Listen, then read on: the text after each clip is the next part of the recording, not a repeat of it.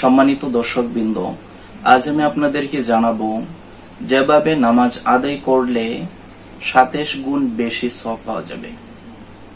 আর ইবনে উমর রাদিয়াল্লাহু আনহু أن رسول الله صلى الله عليه وسلم قال صلاة الجماعة أفضل من صلاة الفذ ب27 درجة رواه البخاري ومسلم। নবী সাল্লাল্লাহু আলাইহি ওয়াসাল্লামের সাহাবী হযরত ইবনে উমর রাদিয়াল্লাহু আনহু থেকে বর্ণিত, নিশ্চয় রাসূলুল্লাহ সাল্লাল্লাহু আলাইহি ওয়াসাল্লাম বলেছেন, একাকী নামাজ আদায়কারীর চেয়ে জামাতে নামাজ আদায় করা 27 গুণ বেশি মর্তবা রাখে।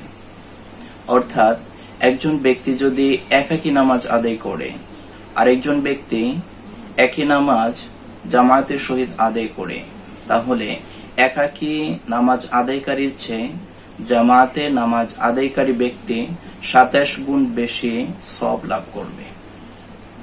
তো সম্মানিত দর্শকবৃন্দ, আমরা তো নামাজ আদায় করি, তাই আমরা চেষ্টা করব জামাতের সহিত নামাজ আদায় করার।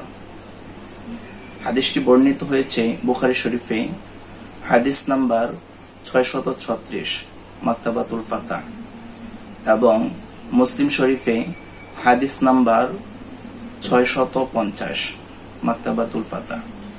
আল্লাহ তাআলা আমাদের সকলকেই জামায়াতের সহিত নামাজ আদায় করার তৌফিক দান করুন।